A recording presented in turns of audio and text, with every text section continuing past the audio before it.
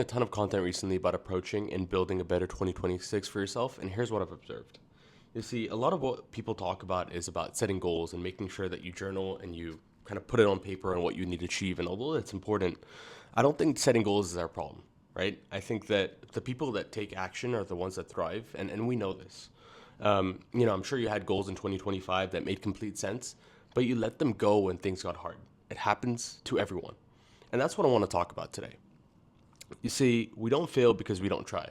We generally start something and then we're excited, but that momentum fades so quickly in this era that we're used to this dopamine hit that we get every time we scroll. And this is the classic curve you've probably already seen on Instagram that illustrates this. Like it shows you that confidence is high early.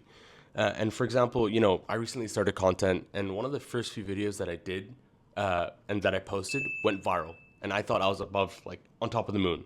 The next week, I was in the shit. Like, I didn't have any ideas, and that's when reality really hits, right? So I just did this curve to show something important to you. So let's say that we're talking about a single goal that we want to achieve by the end of 2026, and you're working towards that.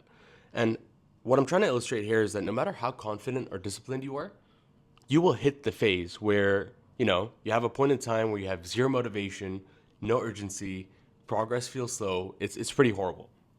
And getting out of that phase isn't about motivation, right?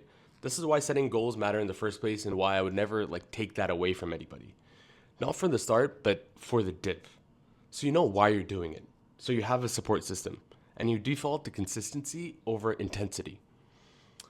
And for me, some key things that made a difference this year was accountability, right? Friends and family that pushed me to start and really get through that phase where things were slow and things were shit.